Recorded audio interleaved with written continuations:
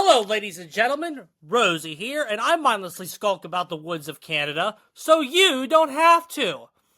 Ladies and gentlemen, we're back on the movie review train. Well, at least for this hour and a half, however long this is going to be. We're back, bro. We've been doing lots of movie content lately, so I figured it's time to get you a review. Now, I want to review what I want to review, man. The next logical review was the one y'all voted for, which was Halloween 4. But man, we've done so many Halloweens, bro. I want to do something just a little bit different. And so I figured, man, we made that trailer review concept for a while back for this here movie called In a Violent Nature. And when we made that said trailer review, we had an interesting subtitle on it, did we not? I said In a Violent Nature could be the best horror movie in years. Well, lads, and then we just never talked about it again. I don't know how many of my usual subs have even seen this movie that I'm about to talk to you about today. We'll have to get to all that. Spoilers ahead if you have not seen it. But, that being said, it is a year old, so we're not going to do a spoiler-free. We're just going to go ahead and get right into this here. But, to refresh everybody's memory on what this is, okay? This movie had an interesting concept with its trailer, if anybody recalls. It was the trailer you spent following around the killer the entire fucking movie. Does anybody remember that shit? Where you would walk and it went bam, bam, bam, bam, and then you follow it, you just fucking go around and start slaughtering everybody. Remember that shit? And it was like, wow, that movie that you thought of in your head when you were 10, they're actually gonna make it. Remember when you were like 10 watching a Friday the 13th when you shouldn't have been watching a Friday the 13th or a Michael Myers, and you were like, man, I just wish it followed Michael Myers around the whole movie, and followed Jason around the whole movie. You remember when you said that when you were 12 years old? But as you got older, you learned about storytelling and structure, and you kind of realized why they couldn't do that. Well, this guy never figured that out. And so they wanted to make a flick where you legitimately did what you always wanted when you were 10.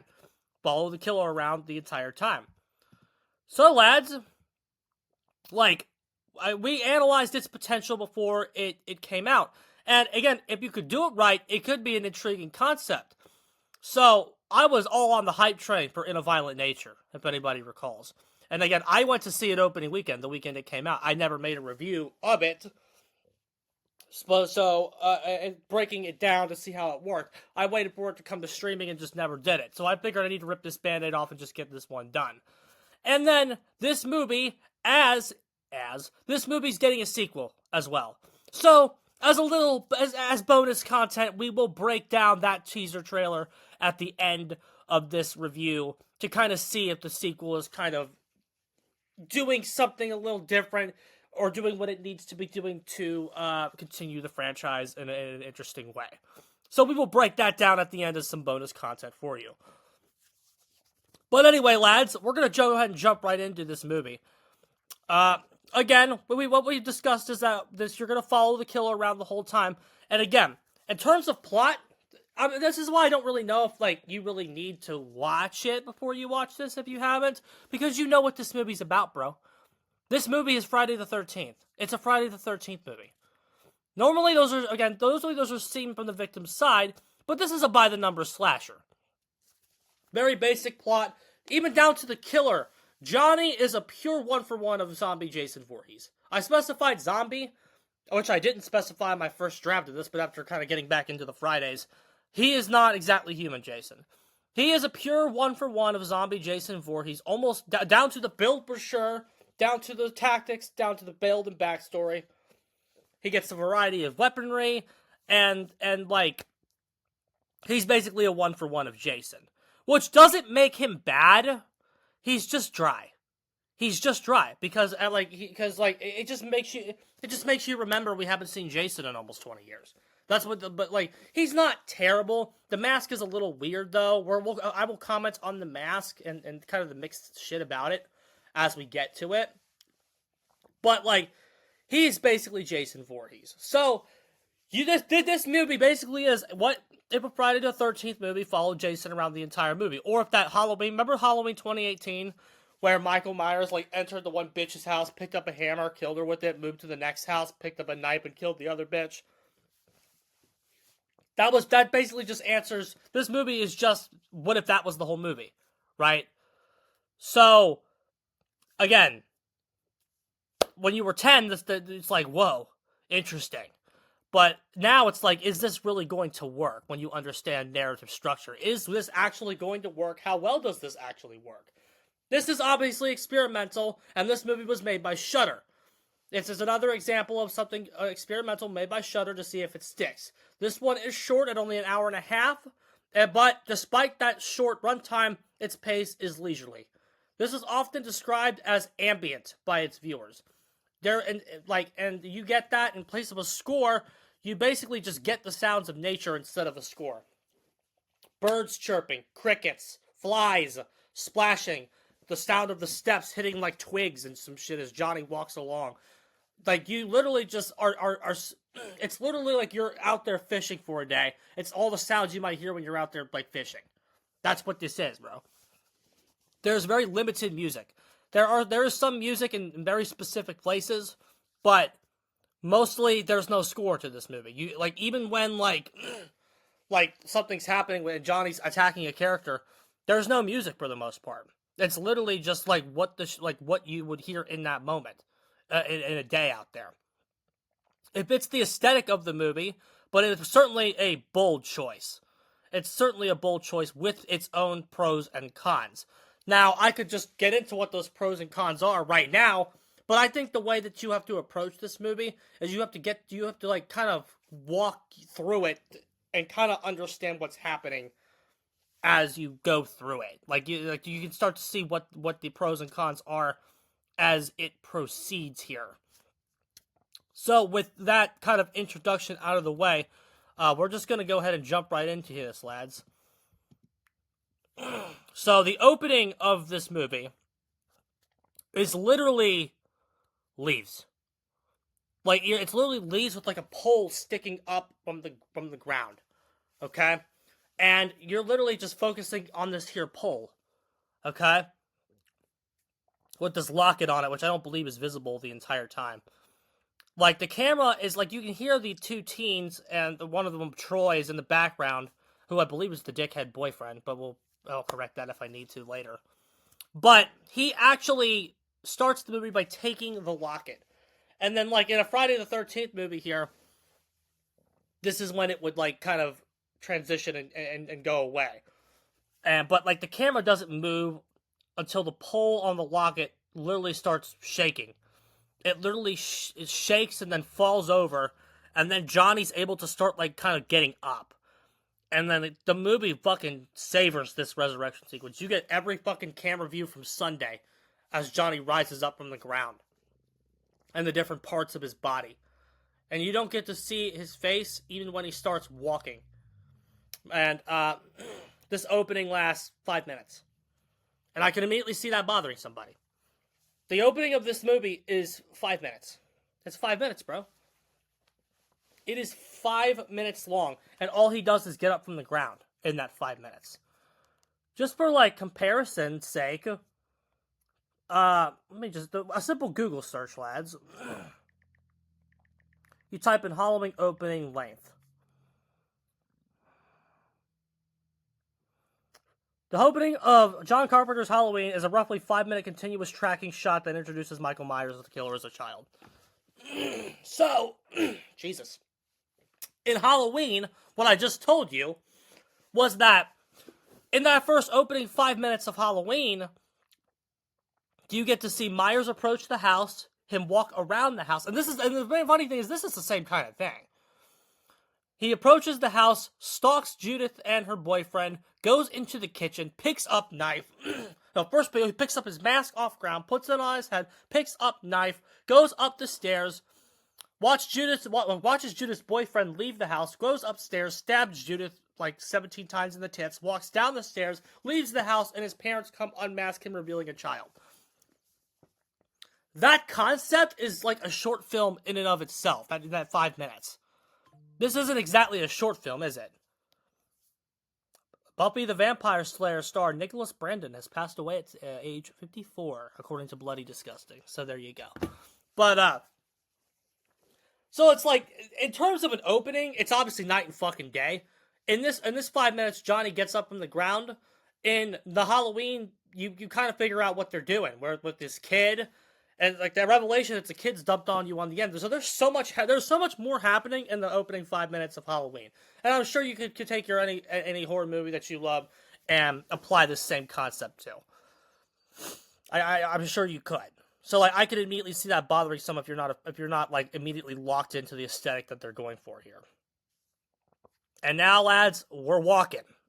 You better get used to watching this guy's back, because it's gonna something you get to see a lot. So at the 5 minute mark, Johnny's up and walking with the camera lingering behind him.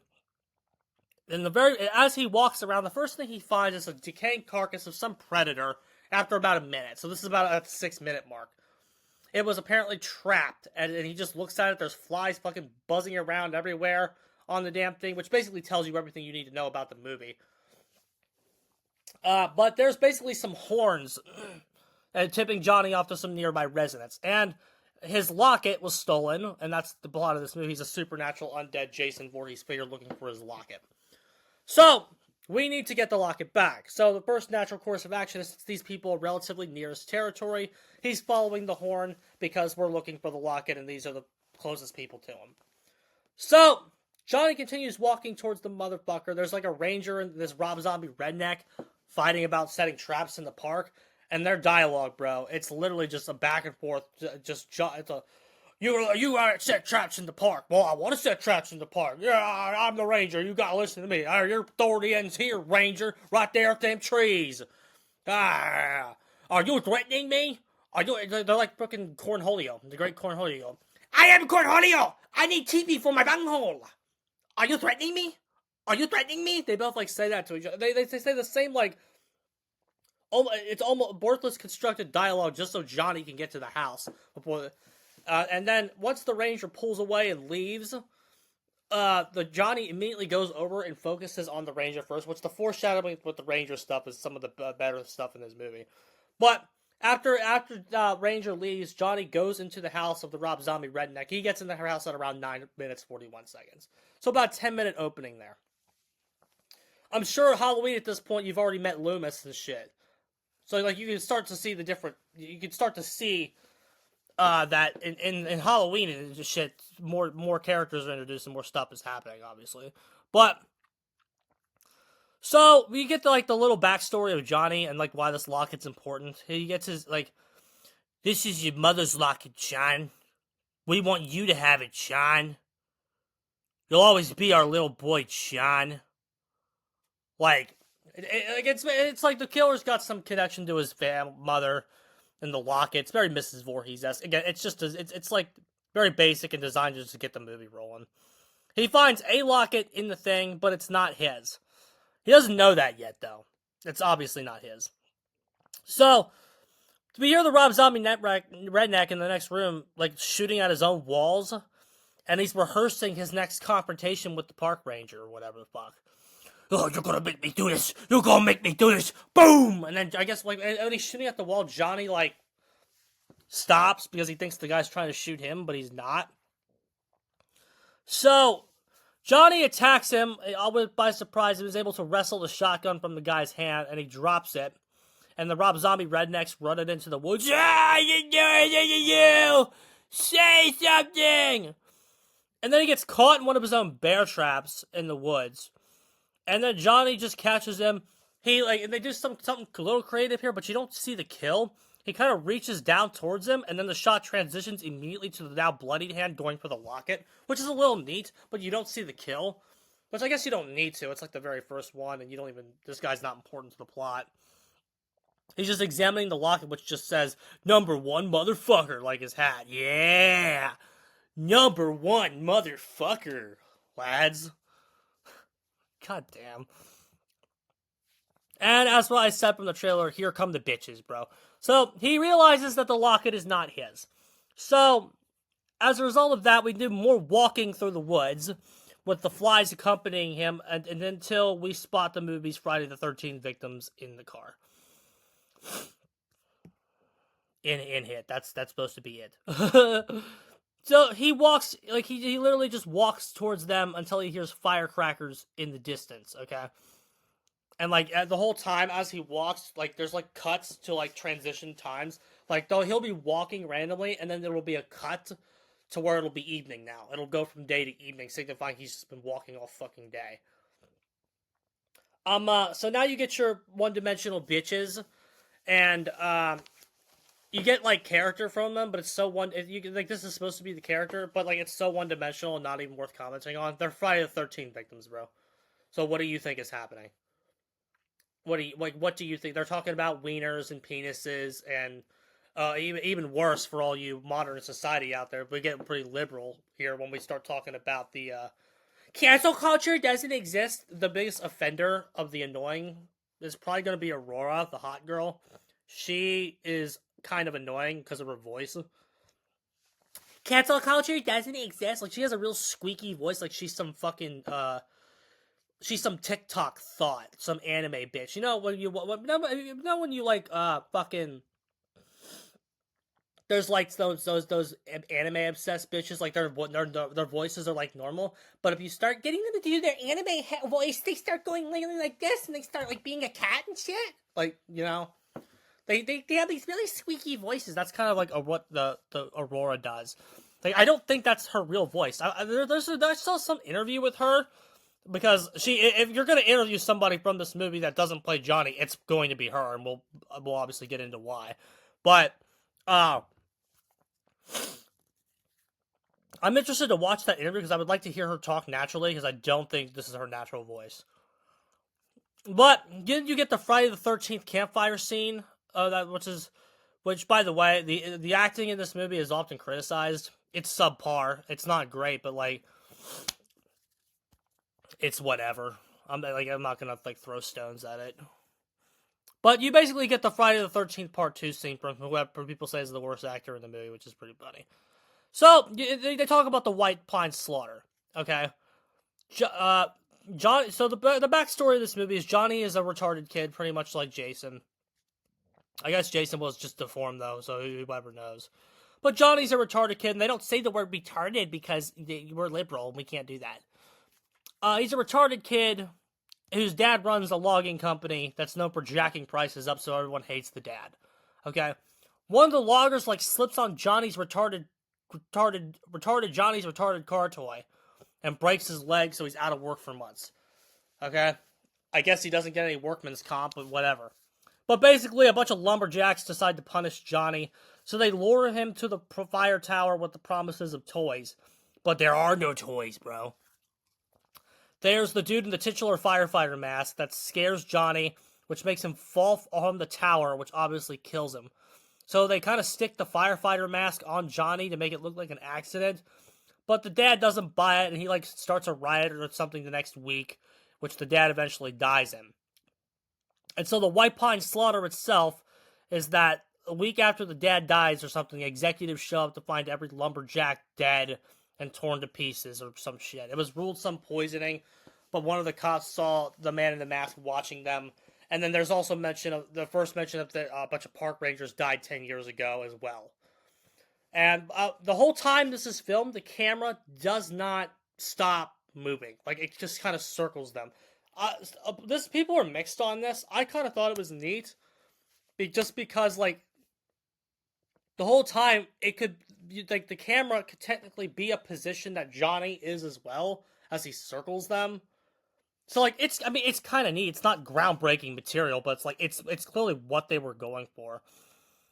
But I guess Johnny turned into a man after a week because, like, if he's some retarded kid, like, I don't understand how, like, this guy's out after a week doing his shit. But again, so this is obviously a very basic plot, but it's not really trying to be anything more than that. It's not revolutionary, of course.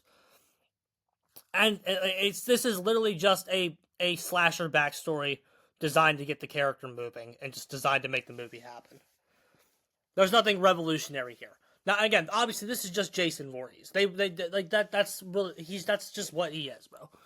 I guess he's slightly different, but that's just an appearance and methods, just a little bit. But like, all in all, if you do a 1-for-1 of Johnny and Jason, if you just take Johnny out, put Jason in, the movie doesn't really change that much. So the bitches call it a night and take a picture, and Johnny photobombs it, which they notice off screen. That would have been a fun scene, but we've gotten that in other movies, I guess. But like, they eventually find out that Johnny is in the picture, and they make it a point to show you he's in the picture, so you get it as the viewer. Okay, so now it's time to get loaded, bro. So Johnny grabs some saw-looking thing or something. I don't know what the hell he grabs. He grabs some weapon and stalks about the premises, okay? Troy and Chris are the main two. They're sitting there fighting in their room about Colt. Okay, that's what's happening. Apparently Colt's dad, fucked him up. Troy thinks Colt's trying to, steal his girl or some shit. So it's Friday the 13th shit, bro. But Aaron sneaks off to meet some sluts from the gas station or some shit. Fill me up, Aaron. Fill me up, Aaron. I need a little gas station girl, Aaron. I need you to fill me up. I hope you like that, because you get that for about 30 seconds. Fill me up, Aaron. Fill me up. So Aaron's going off to meet some sluts, is what's happening. Basically, Aaron's by himself, so you know what's going to happen. We get our first on-screen kill of the movie. Okay? He's leaning against a tree here, and so Johnny puts that thing in his mouth, and then he, just cranks it back. Okay? He just pulls it until it goes through his face, and, 3/4 of it just, he puts the, right here in his mouth, and he just cranks it, and then, 3/4 of the top of his head, falls over. The picture's kind of dark, so you can't really see it. And then, I like the song. We actually get a song here. And, it's like some techno song. I love it, bro. I love it. It's I don't even know the lyrics. It's called Lover Boy is the song. It's pretty neat. My buddy told me you've been skipping the chores. That's the part I remember. But I don't know the song yet, but I put it on my playlist. It's very fun. But there's a park ranger on the guy's shirt. And Johnny just kind of reaches out to kind of choke the ranger. Friday the 13th style should be up here. I don't know why that's down here. But the kill is a homage to Friday the 13th Part 5. The belt kill. Where where Roy put the belt over the guy's head and his eyes. But it's a very similar looking kill. So it was either a homage or a complete coincidence. But that's your first on-screen kill of the movie. Happens about 30 minutes in. So that's about where we are. And so Johnny drags the body away. Get a long shot of him dragging. He's dragging the body to a park ranger's office. Okay. So now we got to get ready for the rest of the movie. Lads. So he drags this body over to the door. Okay. He takes the guy's head, 3/4 of the guy's head that he broke off, and he throws it at the door. Okay? He tosses it at the door, and then we gotta get the rest of the stuff, bro. We're a slasher film. We gotta get our shit. So he opens the door, and then he brings the body in, and this park ranger's place, man, it's got everything a slasher villain needs. We got fire. We got our mask in here. We got hooks. We got hatchets. We got all of our weapons. We got everything we need here to go do the rest of the movie, bro. He examines the room for multiple minutes, okay? And then he takes the corpse and he tosses it at the glass, which the mask is behind, and then he puts the damn thing on. And there's this long shot of the office and until Johnny walks out of it. This process is very slow. I think what you're seeing with this movie is that stuff that I can describe to you in 10 seconds takes multiple minutes to kind of get through. So we see we're 25 minutes up here. We're 35 minutes into the movie right now. So usually that's kind of the opposite of my reviews. My reviews are usually way behind. Some reviews I've made are longer than the movies themselves. I doubt that's going to happen with this one, but just because so much of what's happening can be summed up in one sentence. But this process is very slow. Like, it sounds fun on paper, but it needed like 2 or 3 minutes chopped off of it. Johnny just needed to work a little bit faster. Because it's interesting what he's doing, but like, this sums up so much stuff in this movie. The what he's doing on paper is interesting. It's just like, it takes too long for him to do it. It's almost arduous. It's like, why can't this guy work a little bit faster sometimes? Okay, now that we have the mask on, though, let's take a break and let's talk about this mask, bro. This mask, the lore behind it is actually accurate. It's an old firefighter's mask, bro. Now, when you Google what it's based on, when you look at pictures about what it's based on, I'm looking at this and I go, damn, how in God's name has this not been done sooner? I mean, look at the damn thing. It's got slasher villain written all over it. It's amazing that this already has not been done before. And in certain shots, it can look alright. It does look passable, even good. But not every shot is kind to the mask. The fact that we're in the daytime a lot, I don't think does it many favors. They kind of botched it. They kind of botched this damn thing. I think you can tell because the one on the left is just way more intimidating than the thing on the right in the middle, like the shots from the actual movie. This is what an old firefighter's mask looks like. Here's what they did in the movie. The elements are there, but like something was lost in translation there, don't you think? And so to kind of guess what I think it is, first of all, the biggest thing that's wrong with it are the eyes. Look how much smaller these eyes are than this. This guy's got huge eyes. He's got like fucking binoculars on his fucking face. Like, he looks like he has a pair of binoculars stuck into his mask, which is propping it up and making the head look bigger. Like the eyes were just, they're too big. They were not transferred one for one over. Like, that's, and the zipper here, whatever this thing is messed up. I can't pretend to be an expert on old firefighter's mask. But, like, this thing's kind of messed up. And then the flap here, I don't think I mentioned this in here, but like, look at this flap, bro. Look how much smaller this part is than this part. Like, this one just looks way better than this one. This flap here is too big. It makes it look kind of goofy. Again, it makes it look too big for his head. And then, like, this stupid thing right here, he looks like a little bug with a little proboscis hanging out, which I thought about it again. I'm like, flies follow him the whole movie. Maybe the fact that the eyes are supposed to be better is to make him look more insectoid, and like, this is supposed to look like a proboscis, but, like, that's definitely reading way too deep into the fucking thing.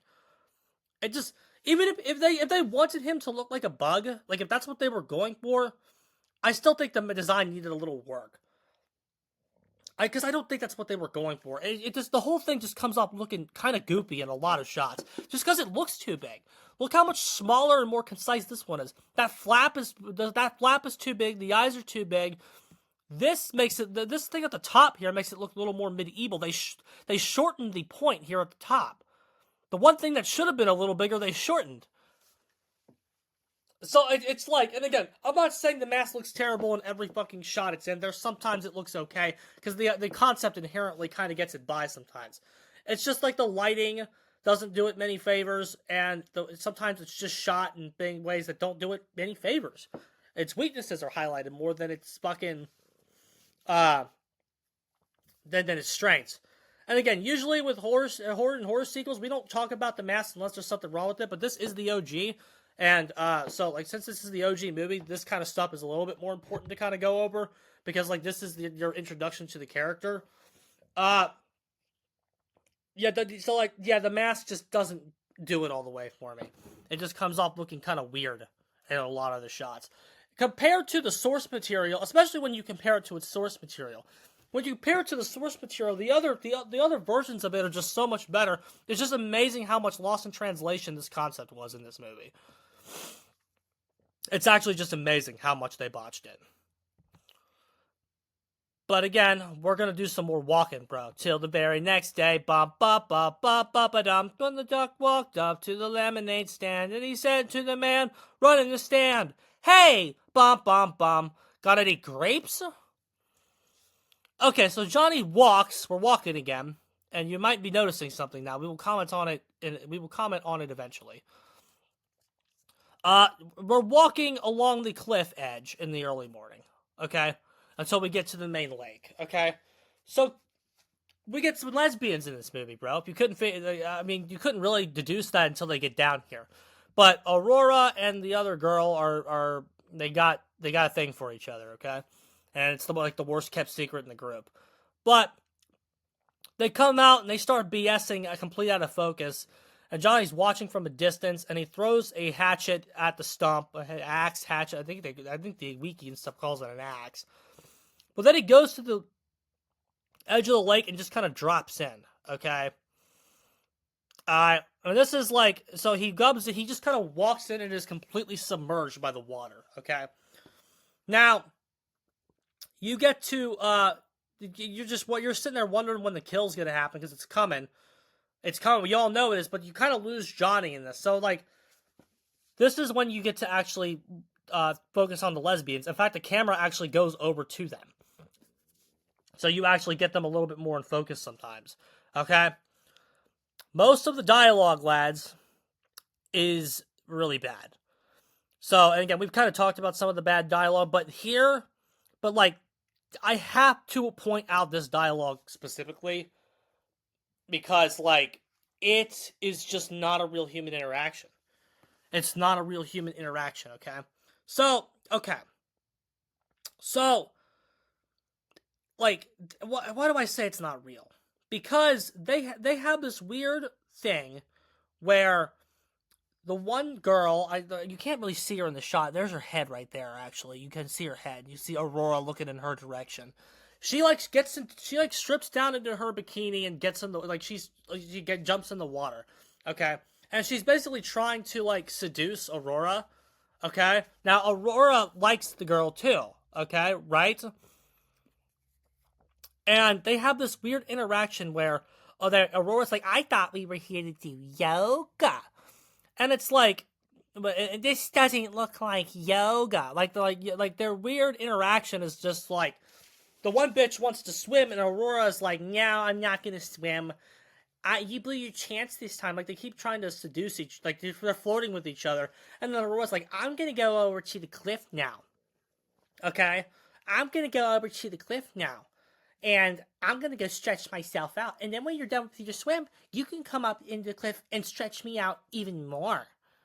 And then Aurora actually just leaves and the bitch just keeps swimming. This is not a real human interaction, especially when you're when the two are obviously trying to fuck each other. If Aurora is trying to fuck this girl and the girl's taking her clothes off right in front of her and jumping in the water and then encouraging Aurora to fucking skinny dip with her, and there's in the deep secluded part of the woods, odds are that fucking shit's gonna be happening, right? Especially if you watch any Friday the 13th movie. You know, like this set piece is there to get Aurora to the cliff and to get her there in the water, because that's where the two kills are gonna happen. If Aurora had done the logical thing and had done what most people would probably do in this situation, where the girl you're trying to fuck is taking her clothes off right in front of you, which is take your clothes off and go in there with her, then two kills have to happen at the water. And we're trying to set something very specific up with Aurora. We're trying to set something very, very specific up with this character. Okay? And so we have to get her to the cliff and then get her down here so we can get rid of her. Because we have to kill a certain number of characters before the climax, okay? And the climax is actually coming. Climax is actually not very far away at this point. So we gotta get rid of these two. So we get rid of her through the water, and we're gonna get rid of Aurora on the cliff. But like the interaction to get them there is just so bad and not realistic. It's not a realistic interaction. I can't remember much of what she says, but like Aurora's voice is just so standoutish, you're gonna remember everything she says. If you want to make a move, make a move. But don't bore me with this high school bullshit. Okay, she says she hated high school. I remember one thing that she says. But again, this is not. They're just trying to get the two into their spots, bro. It is the worst writing up until this point. Again, and by the way, there's not a lot of writing in this movie. So like the fact that there's like 3 scenes and like each of the 3, like the first one's repetitive, the second one is just like not natural. It's just like the story of the killer, and then this like. All 3 of your key dialogue sequences have been kind of shit so far. Especially this one, just because it's so obvious what they're doing. It's so obvious what they're trying to build to. But anyway, so the next thing you get is the actual kill, okay? So Yoga Bitch, I didn't even know her name to this point. I just kind of remembered it through multiple viewings of this part. So Aurora walks away, and yeah, she just leaves the girl she's trying to bang by herself and saying to show up to the cliff. So for a straight half minute, so like 30 seconds, the camera's just sitting still and the other chick is just swimming. You get like 30 seconds. She's finally yoinked into the water. She comes up and screams at the surface and then gets just yanked down into the water again. And then she comes up dead. Okay? Very missed opportunity with this kill to try to homage the first Jaws movie. The Jaws opening still holds up tremendously to this day. And the fact that they didn't bother to try to homage that even a little bit feels like a missed opportunity here. Because the Jaws sequence still works. The Jaws sequence from 1975 where Chrissy goes into the water still holds up and is debatably the best opening in horror to this day. It's either that or Scream. And so the fact that you have a similar situation here where you can't see Johnny at all. You don't get to see Johnny once during the kill. The only person that can sell the kill is her. And she's not on screen ever. She's just in the water. She comes back up, screams once, and is yanked back under until she just comes back up to the surface. It's ambient, like its viewers said. It's an ambient kill, but the camera just lingers. It just sits there, right? She only comes up once. You don't really get to see the struggle, so you kind of won't even when you go back and rewatch this movie, you ain't even gonna remember who she is until your third viewing. So Johnny exits the water and walks through the woods again. Camera lingering on his hook as he walks. We're going up to the trail to where fucking Aurora is fucking doing yoga, okay? Now, here we go, lads. The yoga kill. Now, so Johnny finally gets to the cliff, and Yoga Girl is sitting there stretching, and she spouts out more of her nonsensical trash. I was wondering where you were gonna show, because Johnny steps on a twig and alerts her. Now, lads, I normally don't show you kills. I don't like to show you things from the movies I watch. I want you to go in and see them, especially if you haven't seen them yet. But this kill, I have to make an exception. You have to see it. You have to fucking see this kill. You just have to see it, bro. You have to see this kill. I don't know if we're capturing audio here, but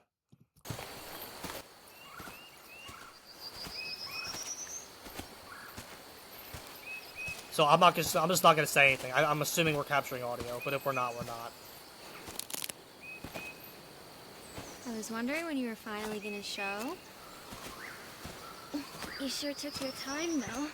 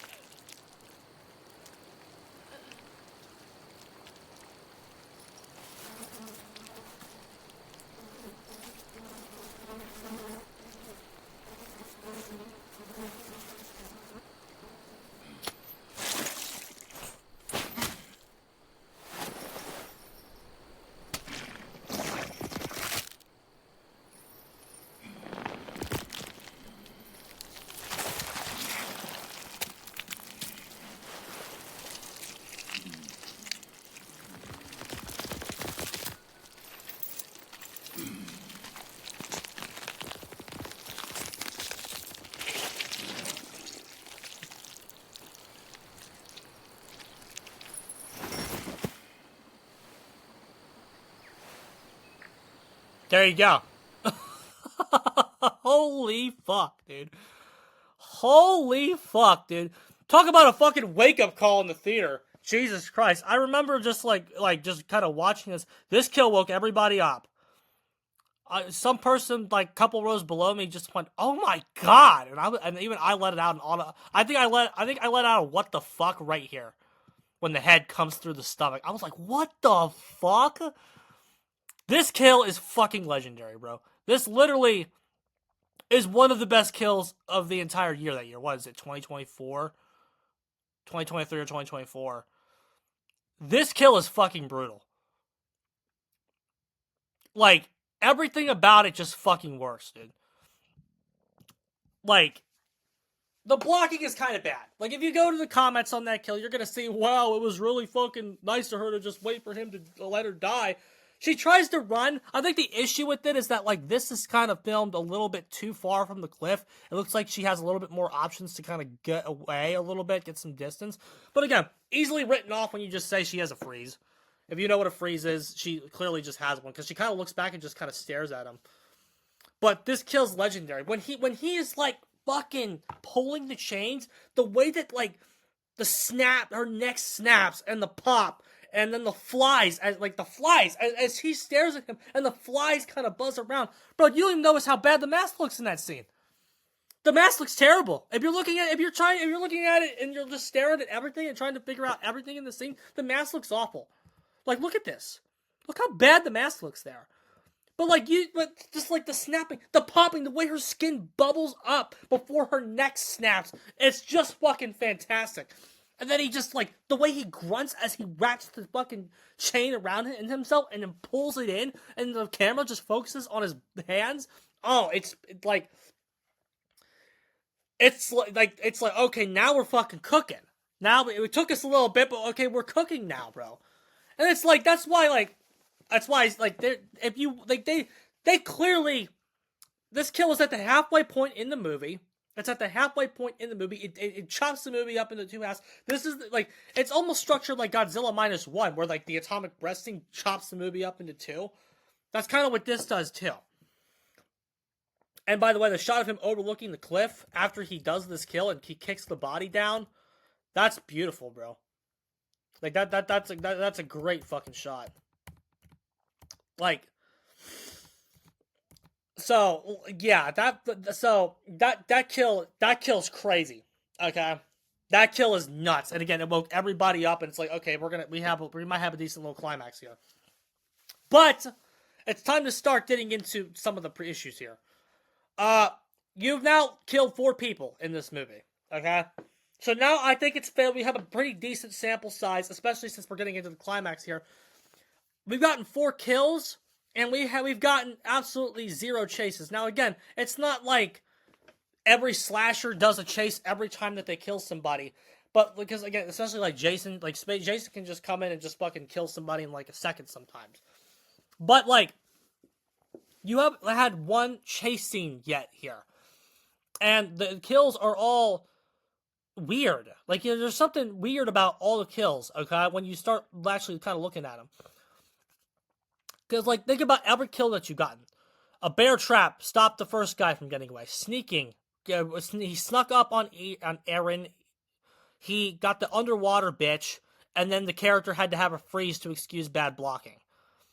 How does Johnny get kills otherwise? The character's skill set, what the movie has shown that he can do, he is not equipped to fucking chase people. That's why you haven't gotten any chases. He's not equipped to do it.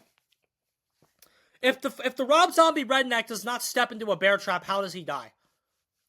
How does Johnny catch him? How is Johnny actually going to catch that guy? Yes, Jason and Michael, sometimes they kind of get in places it's kind of weird for them to, like, end up in. Something like,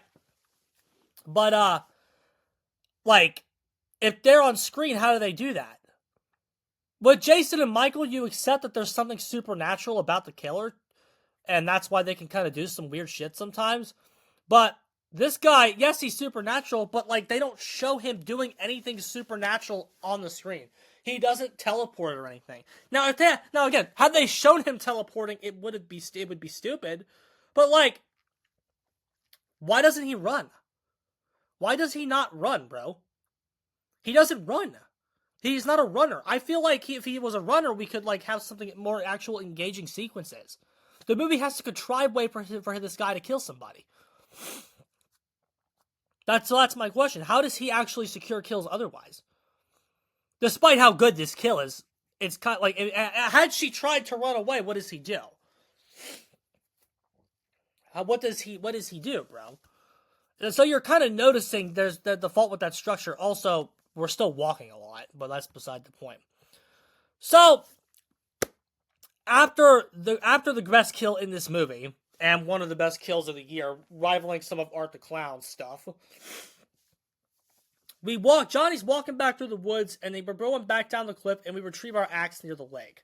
We got 4 clowns left in this movie, debating on what to do next. The boyfriend, the dick boyfriend, the guy that's been through shit, Chris, the final girl, and some other guy, Ethan, I think his name is, some random.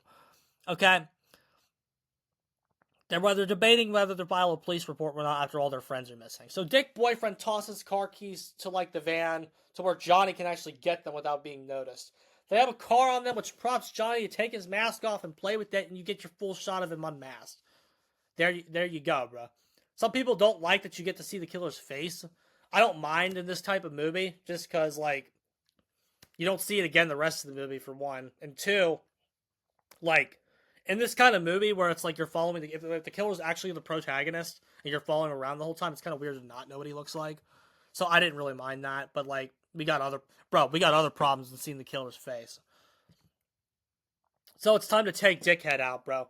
So Troy, our boy, the dickhead boyfriend, goes back inside. Johnny takes this log and he props it up on a car horn to leave it honking continuously. And he just kind of walks around the house in order for when Troy comes out, he doesn't get noticed. Okay? So Troy dislodges the car, the piece of wood from the car, and Johnny tries to cleave him with the axe. Troy actually manages to block it and kind of shove Johnny off of him, but Johnny quickly just pushes him over too, and he actually hits Troy in the thigh with an axe. So the guy Ethan jumps in with the shotgun for the save, and he shoots Johnny, and he just lays down for a second as they attempt to close the wound or whatever the fuck. So as they decide to kind of walk away and leave, they get up and just walk away. Okay, you get this overhead shot of Johnny right here just standing up, okay? He gets up and he takes his axe and he throws it, okay? Which insta-kills the random. You don't see the axe land in the random's head. You just know it insta-kills him. You see his body as Johnny walks past him. Okay? He kind of huntresses it. He just chucks the axe right at him. Troy claws along until Johnny finds a massive rock and then just smashes. He just takes it above his head and he just chucks it at his face, which smashes the skull, and that's the scene. So 2 more are gone. We've still gotten... That was the most action-packed sequence yet, and it lasts like a minute. There's still, like, really no chases happening. But whatever. There's your kill. Okay, so Johnny's looking... Because Troy's the one who took the locket, right?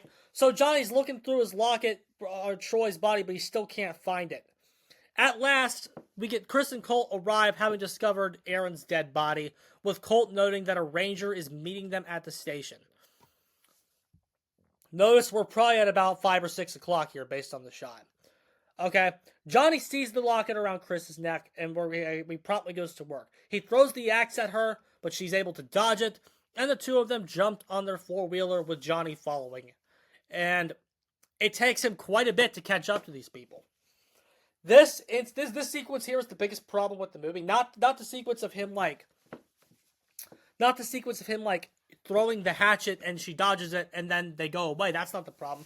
The problem is like they get away on a four-wheeler and Johnny has to walk to follow him. He doesn't run. He just kind of walks to fucking follow him.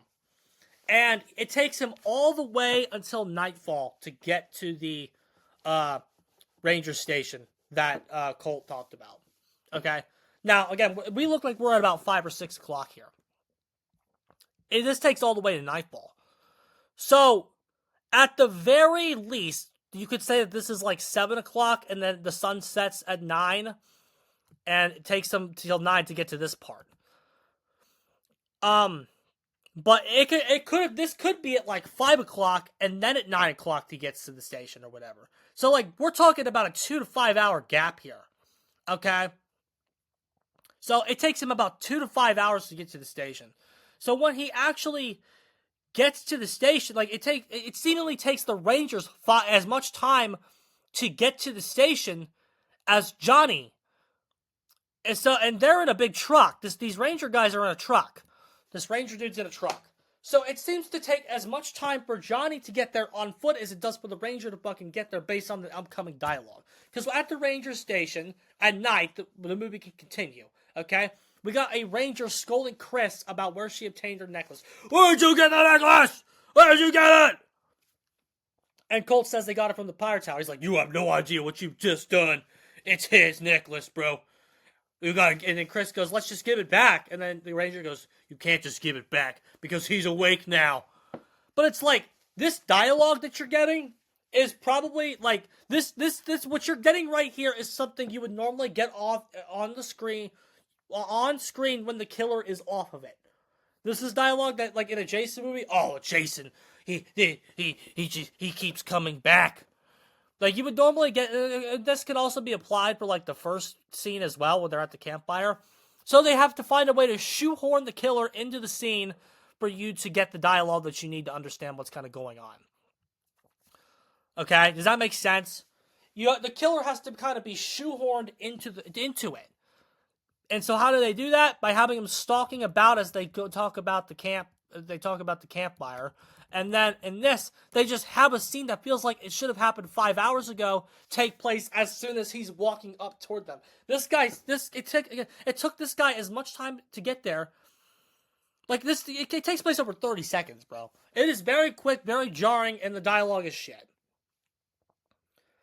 It's a bit 15 seconds, because Johnny's already walking towards them as he's explaining this all to them. He's coming for us now. Johnny, and then it's literally like, Johnny's coming for us now, bro. And then Chris looks up, oh, there he is! And she like points at him and shit. There he is! Oh my god, there he is! It's like, there's no way for the movie to kind of build up any amount of suspense, which we're going to talk about in a second. But like, it's because it's like, oh, Johnny's really pissed off. He's coming for us. Oh my god, there he is right there. Whoa! And it's like it's mostly shit you already know. It's just that we know that the characters know it now. You debatably don't even need this, bro. Like if the ranger had just been at the police station, he's like, you're not gonna harm those two, or something. We know that there's like there, but like, we still know what's happening. We as the audience already know what's happening. The important thing that you need to know now is that Chris and Colt know about it. That's what the movie's trying to tell you. But if you just had them at the fire tower and had them trying to lure him over there, we would assume as the audience and the killer that like they have some kind of plan. Does Jason know what they're fucking going to fucking do to him? No. Does Michael Myers know what the plan is to get rid of him? No. So, like, the fact that you get this dialogue, it's like, we gotta lure him to the old fire tower and the shit in a second. It's like, you didn't need to force feed us this so bad. But anyway, there's this ranger dude steps forward. He's like, Johnny, you remember me? I remember you. And this dialogue suggests that we are being plopped in at the third or fourth installment in a horror franchise that we missed. We missed the whole franchise. We're literally being dropped in at the third movie. We actually are, and I can prove that to you. Here it is. When the White Pine Slaughter, White Pine Massacre, I actually spelled that wrong. The only person who survived it was this ranger's father. So that makes the White Pine Massacre Johnny's backstory. That's movie 1. And then he also mentions that 10 years later, Johnny got up and killed a bunch of park rangers, okay? And and it was this guy who actually put him away. This guy buried Johnny. So that's movie 2, and so this is movie 3. We are dropping this is the third installment of a franchise. We just missed the first 2 movies. So like that's their way. They're trying to like give him like a more lore and more backstory. But again, it comes across as I'm watching movie 3 in a horror franchise already. By the way, those are usually the bad ones. We're starting to get like we're watching a horror sequel. We're actually watching a horror sequel already. So Johnny approaches this ranger who's shot instantly with another shotgun. Johnny's back on the ground just like he was before. He gets shot with a lot of shotguns in this movie, bro. And then again, he tells Colt that he's not dead and he must be buried at the old fire tower. Again, I don't know how they already don't know that. They should already know that already. The Ranger, they should have the chains already there. They should already have the chains with them. Okay? Basically, Colt's too stupid and too much of a coward to help the Ranger wrap Johnny up. So he just places the chains at Johnny's feet. This is literally, we're just writing a reason for Johnny to be able to come back. Had they just tied him up and he broke out, I would have accepted that. But this is just so much worse. But again, we can't. But again, we're trying to set something very specific up here with this Ranger guy. We have a kill sequence in mind, okay? And that kill sequence says we cannot leave this area. But again, they could have wrapped him up and then he could have broke out before you even placed him in the truck. Like the way that it's set up and written here is just makes Colt look fucking dumb. Because all you had to do here was just like have Colt help wrap him up, and then they start to transport him, and then he wakes up, wrestles the gun out of the Ranger's hand. Like, as soon as they start to pick him up, that's when he fights back, breaks out of the chains, and then gets them. But that's not what they did. The thing that they opt to do is to just have the Ranger, have Colt be a pussy so he doesn't fucking, like, he's a pussy, so he doesn't do it. So then they transfer the shotgun. And as soon as they transfer the shotgun, Johnny gets up, wrestles it from his hand. Chris and Colt run away like a bunch of morons. And Johnny breaks the Ranger's fingers, and then he breaks his spine so that he's rendered immobile. This guy is not about to have a fun time. Okay? Again, we're setting very specific up here. But again, the writing, the way that we got there is very bad. The writing, the way that we got there is very, very bad. Because you could have had him a little more action-packed sequence. And again, they should already know what the plan is. When he comes, they should already know what the plan is. And again, you can literally have them, if you want to get this message to the audience that he has to be buried at the fire tower, you can literally have the Ranger, as he's talking to Johnny over here, say, I remember you, whatever. Remember how I buried you at the fire tower? Well, I'm about to do it again. Or something dumb. It'd be dumb and that's still kind of a bit too much, but it's still way better than what we get. And again, I also didn't have 2 years to work on a script, so the way that you would ideally do it is to have this guy try to intimidate Johnny by describing to him the way that he fucking did it. Just this guy could be telling Johnny that I beat you, I broke your hand, or something like. Remember how I twisted your neck, or you know what I mean? Just to give him some just to add some viciousness to him, but then tell the audience that Johnny has to be buried at the tower. But there you right, you know what I mean? You know what I'm saying, bro? There was a much better way to do everything they wanted to do here if you just thought about it for a second, but they didn't really think. Because we were more interested in what's coming next, rather than it actually making sense. So this guy's about to get absolutely fucked. Now, admittedly, before I dunk on this is the second most memorable thing in this movie. This sequence is pretty morbid. Okay, Johnny paralyzes this sap at the timestamp 1 hour and 20 seconds. Okay, so this guy's just laying on the ground. Okay, and Johnny's out of focus as he walks into the background.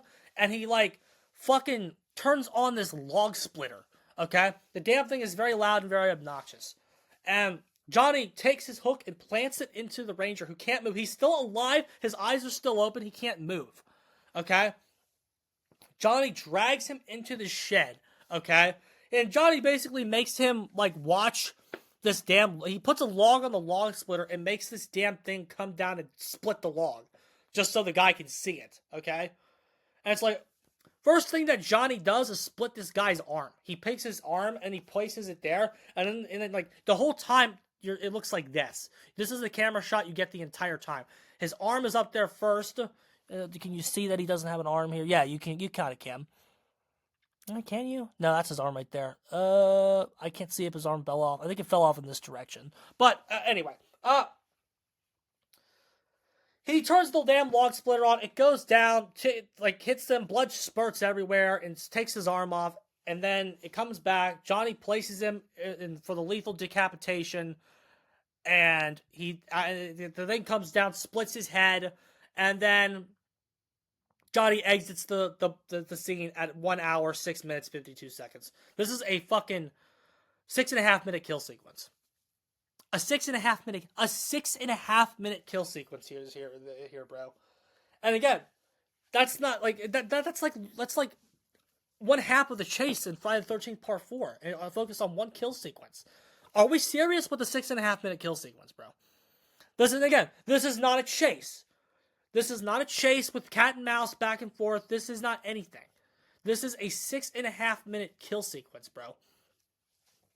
You just watch this play out. The guy's paralyzed, so he can't scream, he can't move, he can't fight back, he can't do anything. It's literally just Johnny finishing off a paralyzed guy that we don't even know, and we didn't get to see, that apparently beat him once in a movie that we didn't see.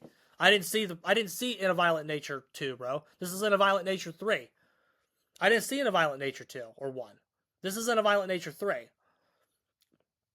There's no suspense, bro. There's no moment that jumps out at you. You're literally just watching this happen in gratuitous fashion. You're disengaged with it. There's no engagement between you and what's happening as a viewer. You're literally just sitting there watching this long, drawn-out... Again, I'm going to keep using the word gratuitous because that's what it is. It's a gratuitous sequence. It's not that I can't handle the content. I can handle the fucking content, bro. This is not scary in any way. It's boring. Watching the Johnny fucking kill this guy for 6.5 minutes, shorter kills promote audience participation. Compare this to Vera's death in Friday the 13th Part 3 with the spear gun. Okay? Compare it. When you have like this... Again, this isn't a chase sequence. This is not a chase sequence, bro. I feel like I have to say that again. Because chase sequences have structure to them. Okay? This doesn't really have structure. It's just Johnny killing somebody for 6.5 minutes.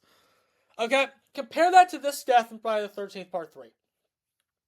So, Vera's in the water. Jason walks on the pier with the spear gun, which, by the way, this is the first time you see Jason in the hockey mask ever. So, you as the audience are going, whoa. And then, like, Vera's going, who are you, blah, blah, blah. And, like, as soon as you see Jason walk forward and he raises the little gun, you're just sitting there wincing. Right? You're sitting there wincing because you know what he's about to do, and she's just being an idiot. Oh, you cut that out right now. Oh, it's not funny.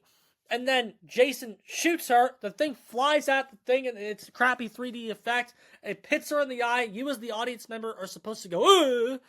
And like, kind of like she is in that moment, although she's dead. Like you're supposed to get the intense, oh shit! And then she's dead, falls over. Jason drops the gun and just walks away. So you go from like, here's you as the audience member. Here's the intention. Obviously, we've seen these movies 500 times and they don't do this for us anymore. But here's what you're supposed to do as the audience member here. You're supposed to go, ooh, like you're here, flatline, tension's rising, tension, spike, boom, falls down, and then it's supposed to be like a big boom, like that. Okay? Very short and sweet, kind of like Joker popping Murray Franklin. Although that scene had way more tension than this scene did. Joker is in masterpiece and tension. But in this shit, there's none of that. You're sitting there literally like this the whole time. Just because the sequence itself is gruesome and violent doesn't mean that I'm experiencing anything as an audience member watching it. I'm just watching like a snuff film almost. But it's not a snuff film, so there's not even, oh, gross. There's not even that. Not that I watch fucking snuff films. But like, that's the difference, lads. Now, okay, let's take something a little longer, because obviously Vera's death is like 30 seconds. Let's take something a little longer, and that can even be described as gratuitous as well. Let's take when Michael Myers kills off fucking his bully in Rob Zombie's Halloween. Yeah, this is in the opening act, a terrible act. Michael Myers, or okay, how about the second act where he kills off Danny Trejo with the television? Okay, what's the difference there? Because those kill sequences are longer. That when Michael's killing off his bully and when Danny Trejo's getting killed, the sequences are longer. They do have enough in common to where I feel like we could talk about them here. Or how about when Myers is stabbing the bitch in the dream sequence or whatever? That's admittedly the most gratuitous. That's a little gratuitous. I won't lump that in here. But in the first two, okay, so Myers ambushes the bully with the branch, right? And he starts just whacking him in the head, or whacking him in the face repeatedly, okay? But, like, the entire time, the bully is reacting to what's happening. Like, he's screaming, I'm sorry! Please don't hurt me, please! Like, you see that the bully character that comes off as a big cocky son of a bitch, in a situation where he's faced with violence, with actual violence, he doesn't know what to do about it. He's a little pussy and freezes up. Compared to Michael, who just fucking cool, calm, and collected, has been here before, has killed animals to this point. He just goes right back to work, right? And again, it's also not 6.5 minutes. That sequence is probably around 2.5 minutes. This is 6. This is 6, bro. And when Michael's killing Danny Trejo, you have Danny Trejo sitting there going, "I was good to you, Mikey," and you feel bad for Danny Trejo because he was actually a nice guy, and he was 2 days from retirement, cliche, right? But like that's a cliche. Why you actually feel bad for him is because he was the only person that was nice to Michael Myers in the hospital, and he gets it worse than anybody does. Even though he was nice to Michael Myers, he gets it worse than anybody. He gets drowned. He gets drowned, but not drowned. Like he's like suffocating to the point where he can't move, and then Michael picks the TV and just chucks it at him, and kind of like the way that this person dies with The Rock. Like, there's something for you as an audience member to kind of latch onto in terms of the characters that makes those longer sequences worth it. The more character stuff there is, the longer the sequence is kind of allowed to be. And the way if you structure it right with stuff going on with things like dialogue and the terrified characters, you can make them be a little bit longer. This is a 6.5 minute sequence, longer than anything from the Rob Zombie movies. And it is fucking, there's no dialogue. You're literally just watching it play out. Like, there's nothing in terms of suspense, which the whole movie has a problem with doing. Because you don't know anybody, and because there's no chase sequences, there's no, like, engagement, but there's no tension throughout the movie because you know exactly where the killer is. There's nothing for you to, like, do anything with. It's literally just, you're just watching it happen. You're just watching a sequence of events take place from start to finish. Okay, so getting to the climax here, bro, this is insane right here. Colt's a fucking retarded idiot, okay? So first of all, we already talked about he was a pussy before, right? So I guess he's trying to overcompensate now, because Chris and Colt lure Johnny back up to the fire tower, and then they kind of like, "Hey, Johnny, come get us, we're right here!" Johnny stops walking, and he's like literally just standing still. So Colt sends Chris up to the fire tower, and attempts to lure Johnny back to the fire tower, okay? So you see Chris out of focus, kind of in front of Johnny, and he's just staring. First of all, this doesn't make any sense from a blocking perspective either. This doesn't make any fucking sense from, like, any perspective.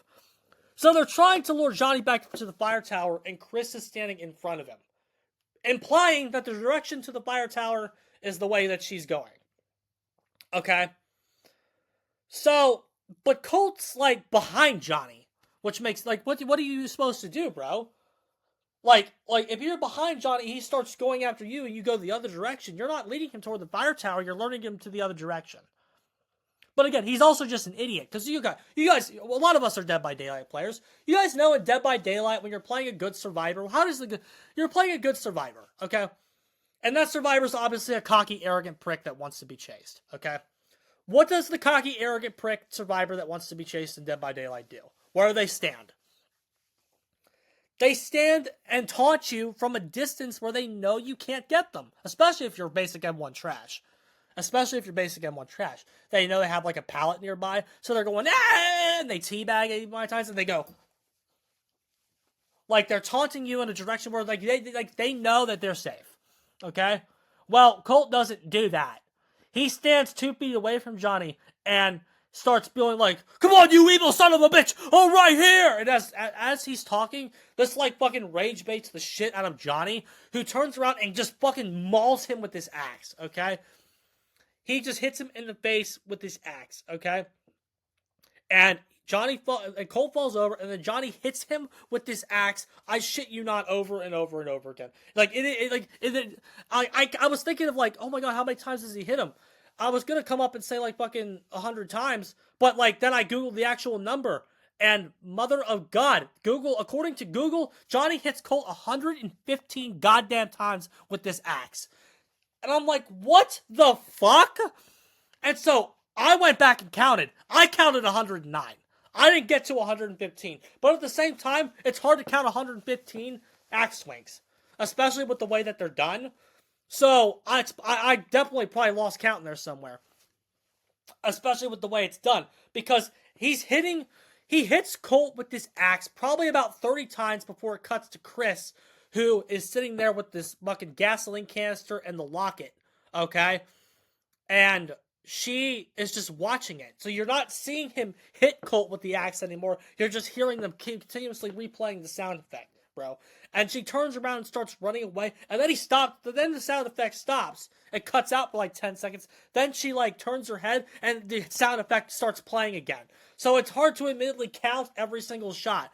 But I did get over 100. I was very clearly able to, on one sequence of counting, one round of counting, get over 100. I got 109. He hits Colt in 109 times with this damn axe. That was nuts. That was nuts. Over like it provides an opportunity for Chris to escape, because all she does is drop the locket, gasoline, and run. And so as she gets there, she's fucking like, she injures her leg somehow. I thought she got trapped, but like she injures her leg, not her feet. So she limps out to the main road, and then this sequence here where she's running is like the only part of the movie that flirts with suspense, because we don't really see Johnny anymore, especially after he stops smacking Colt. She stands on the road until she's eventually picked up by this woman who, that's literally what she's credited as, just the woman, but we'll call her Vicky for all you Friday the 13th fans, because Lauren Marie Taylor plays Vicky in Friday the 13th Part 2. They have a conversation that's supposed to represent the themes of this movie, about some animal attack or something, and the nature of violence, and like, this was too long. This needed a goddamn trim, bro. This conversation goes on for 12 minutes, and Chris doesn't say anything. It's literally the woman talking for 12 minutes. It's amazing. She gets out of the woods with like 16 minutes left in this movie. This shit goes on for 12 minutes. And according to research I did, the version that you get is apparently an abridged version. And the director wanted this to go on longer. What the shit are we thinking with that? 12 minutes? And you wanted it to be longer? How much longer did you want this to go on for? This was insanely too much. I kind of looked at it, and it's like, as soon as I start talking about the bear, that's where the bear and like the specifics of the attack, that's kind of where the trim was needed. But like, but again, it's so long, and what's happening is like so one-sided, and it wasn't even worth a full dissection, because like, just, this is so fundamentally flawed that like you can't even try to fix it. You just say you have to scrap this whole part. It's bad. Also, fuck Bobby. I don't care about his story, bro. Fuck Bobby. Fuck Bobby, bro. So, Chris literally closes her eyes, likely falling asleep at the shit that she's being told. And then so the woman wrongly mistakes this for the fact that she just needs a tourniquet on her leg, which sends Chris into like a frenzy. We're waiting for the Johnny to appear the whole time, but he never does. And so like, you get like another 4 minutes of that, and then the movie just transitions back to a shot of the gas canister, and the locket is missing. So I guess the Ranger was wrong, and they can't just give it the locket back, because that apparently quelled his spirit. But it's apparently not, because there's a second movie, but I guess we'll see. Okay, that ending was terrible. That ending was terrible, bro. That ending was awful. That was fucking garbage, bro. Also, I'd like to point out that Chris, like, fucking failed. Like, she was too much of a coward to actually do the plan. I don't know if I put that in here right now, but it's on my mind right now. But, she was too much of a coward to do the plan, and she ran off. But Johnny just took the locket, and that's how the movie ends. After that long fucking 12-minute sequence that was actually terrible, and by far the worst part of this movie. By far the worst part. That was awful. That ending was shit. So, after all that, lads, the only thing we can reflect on was did this experiment work? The movie's a watch. I will say that is a watch, and it is better than Skunk and Marink, which was Shudder's last big theatrical release prior to this one. I will be nice. I will say this isn't nothing, and it's at least some foundation to build off of. The fact that we have this movie means that the movie that you kind of always wanted, you now have. So now you can kind of look at it for what it is. Bare bones lore, generic killer, acting when it's best is average. The dialogue is really fucking terrible. That's what I'll fucking say. You can't develop characters or a story in any organic way, because with this type of villain and those type of structure. It's not the villain's problem. It's a structure. The archetype of a killer that Johnny is just not isn't suited for this type of movie. With it not having one true chase sequence in the entire run, even at the end, when the chases are supposed to happen, when you're supposed to get some long chase sequences, like, you don't get one chase sequence, bro. Like, Friday the 13th movies are carried by their climaxes for most of them. 3 and 4 are 3 and 4 are just not movies until the last fucking 30 minutes, but then you get the final chase and it's like, holy shit, bro, there's a lot happening now. And then the non-kill sequences are just also not engaging. Just a lot of walking and a 15-plus minute ending sequence just to fill time. And by the way, here's why I will talk about the walking. You might have noticed that every time I like in this review, words like following and dragging and walking are all bolded. If you did not notice that, they're all bolded. Why did I bold them? Because every time I bold them, it's representing a scene where you're doing nothing but stare at Johnny's back for fucking a minute and a half, 2 minutes. You literally stare at his back for a minute to 2 minutes during, or just a shot of him walking. He walks for multiple minutes at a time, every time I did that. You get a lot of stuff of him just walking around in this shit. Lots of it.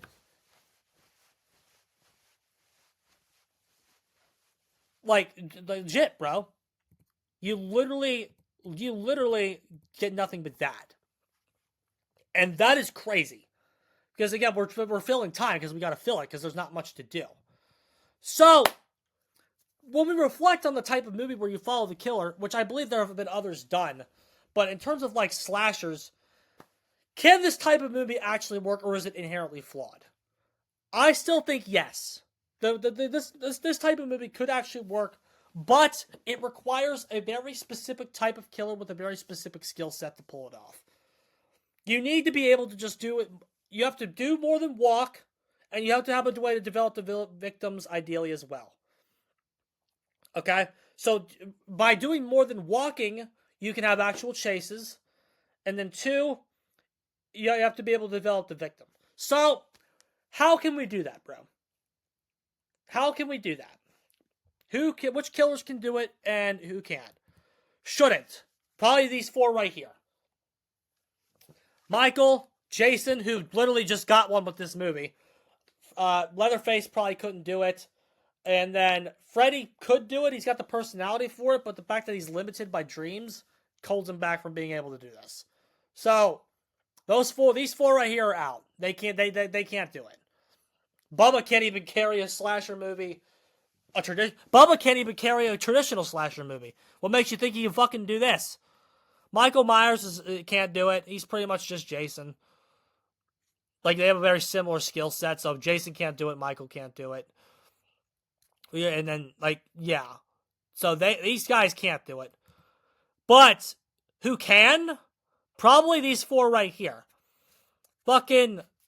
I put Pamela on here because, she infiltrates the camp, and maybe we'll see this with Crystal Lake, but she infiltrates the camp, and, a lot of the victims know her. There's a lot of sequences where it's the way he's driving and talking, and then the one guy's like, yeah, I know, what are you doing out here this late, There are potential for, more sequences with the way that she talks to, Alice at the end. Or again, maybe not her, but something like her, because I don't know what direction they're taking that Crystal Lake show in. But a character like her, I guess, is what I'm saying. Art the Clown could probably do it. He might have a hard time developing the victims, but David Howard Thornton is just so good in the role, and the character is just so interesting. And even in Terrifier 3, you get a lot of scenes just focusing on him. But and the way that Art, can toy with his victims before he kills them, you could write some stuff in there. Art the Clown is just entertaining enough to where I think he could actually make this work. Chucky could do it. Chucky being able to, pose as a doll for some sequences will allow you to actually get the victim's characterization that they need. And again, sometimes in Bride of Chucky, they kind of do that, right? Where they pose as the doll and then the scene focuses on the victims for a little bit. So, Chucky definitely could do it. And then, like, where you kind of follow Chucky around through the house and has planned the whole time. He could do it. But the most, honestly, the most potential this movie has is with Scream. Or at least, again, something like it. Where you get to go see the killer's plan. You know who they are. You can see them bounce off each other, work with each other to kind of fucking correlate this plan. And you can see how the killers fucking transform into the nice guy roles when they start going with their victims, right? Like seeing Scream 5 from Amber's perspective would be very interesting, or of course the original Scream from Billy and Stu's perspective. That could be that's where this has the most potential with stuff like that. Talking killers, or killers with exuberance amount of personality. This type of walk through the woods stuff. Like, because again, when you look at these three, you can obviously tell that, like, when you're following these guys around the whole time, there's going to be less walking. A lot of walking with these four. Or again, Freddy could do it if he didn't have the problem of being limited by a dream. But Michael and a Jason, and lots of walking. Bubba, no, that's just a shit idea. But since these four have personality, again, Bride of Chucky kind of is this for Chucky, but he could have another one like it. There's gonna be a lot less walking around with nothing happening. Lot less fucking animal stories at the end to fill up 20 minutes. A lot less filler is what I'm saying with these guys. A lot less filler and genuine suspense. Because again, Joker showed you that, like, even though when you know there's killers, you can create suspense. And like you could like do with the Ghostfaces, like when they pick to reveal themselves, those scenes could have a lot of tension. Ghostface, Scream has this has the most potential, but I don't know if they're ever gonna do it. So like maybe a Scream-esque movie or something. So the question is, should you watch it, bro? I can't promise you would love this. You might even hate it, bro. You're gonna be on your phone during this movie because there's you might be on your phone, bro. You are gonna be on your phone, and it might take you multiple viewings to even come around to it. But me, I can't. I must admit, I kind of like it if I'm in a very specific mood. Gotta be in a very specific mood. And again, on paper, it does a lot of things wrong. So again, I can't promise you'll love it, but because the Yoga Kill is so good, I think the movie around it has earned at least one viewing from you. That's my take. I think it's earned at least one viewing. Don't watch it when you're tired. Watch it during the day. Watch it during the day when you're awake. But again, you're probably gonna be on your phone during this one, bro. That's my take about this shit. I kind of like it. I give it like a 5 or a 6 out of 10. It's slightly above average. 6, 7 out of 10. 6, 7. 6, 7. 5 to 7 out of 10. I don't really know. 6. We'll go with 6. It's 6 out of 10. It's got a lot of problems that drag it down, though. But for the end here, lads. Oh, I can't really do that. Okay, so for the end here, we will just go to YouTube and we will comment on the second trailer. Again, I'm hoping I'm getting audio. If I'm not, I'm not, though. To pursue your dream, but it's also exciting. I built a Wix website in... Here's the second trailer.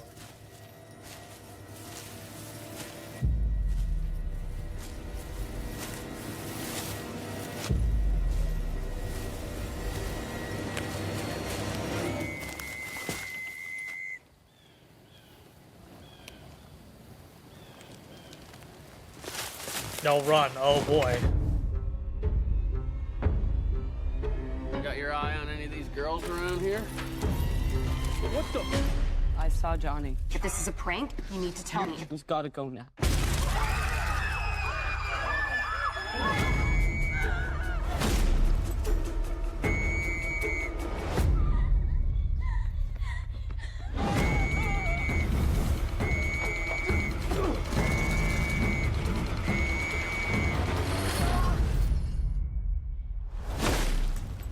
There you go. Just a teaser.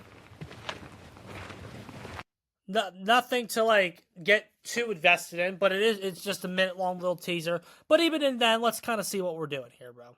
Let's kind of check it out. So, what we do get... Okay, look. First of all, we get like Camp Pennington or something, just in case you didn't realize this was a Friday the 13th inspired movie. In case you didn't realize that this movie owed a lot to Friday the 13th, I just go ahead and tell you. Even that looks like Friday the 13th a little bit with all the boats in the background. But like, okay, you get, so it's like the victims, like, look at this shot right here, bro. Okay, you could be watching. Johnny really can't be watching them in this room. So I'm hoping that what they do is, I hope they go 50-50. I hope they go 50-50 this time. Just kind of, okay, so like Johnny was like, it was like 80-20 last time. I hope they bring it more. I'm fine with Johnny being like a character you see a lot and follow around for a little bit. But like, there needs to be more like traditional slasher stuff here too with the fucking victims. Which I'm hoping we're going to get. Also, Johnny needs a speed buff in this next movie. Which I'm hoping that we're going to get. Because like, he does move quicker in this movie than he did throughout the entire last movie. He's got a little more pep in his step here, bro. He does. Look. Specifically this shot here. Where he's like that. Like, look at that, bro. We almost ran there. Did you see that? We almost ran right there in that shot. We almost ran right there, bro. And even over here, at kind of the beginning over here, he does seem to be like walking with a little bit more force. Kind of there. And then the shot where like there's this one. He's moving kind of quick there too. I'm hoping they're gonna let him run. I think that what because again, if they let him run, we can actually do chase sequences, which I think which I think we need. I think we need chase sequences. So if they let him run, we'll be able to have that better. Or if you could have him wound somebody with a projectile weapon so like his victim can slow down. Also, when he hits the thing there, when he breaks the door down, he's moving much quicker there. Which I think he needs to be faster in this next movie. So we're getting signs that he's going to be definitely going to be moving a little faster, which is good. But we're still seeing like weird camera angles that imply that we're going to be getting a lot of shots of him walking and stuff. But from that one teaser, it looks like they kind of showed you that they kind of understand what the issues are with the first movie. So I will be seeing the second movie again because again, I kind of like the first one. It's ambient. If you're in like a mood, it can kind of quiet you down and stuff. I don't know. I kind of it's all right. So, but again, the critics like it better than the audiences do. So there's definitely that. But what in the fuck? Oh, Horror Bound weekend. Neat. My mother's telling me about Horror Bound. But that's about where we are, lads, with this franchise. I'm hoping this gets another one even after this. I hope this one is better. I think as the first one provided a decent foundation, but there is definitely room for improvement that I hope this one capitalizes on. We got the movie out of our system where it's like, okay, we see what Jason did and everything when he's doing it. But now it's like, okay, what can we do to make a better movie now? So, and also I do hope they top the Yoga Kill. But that's about where we are.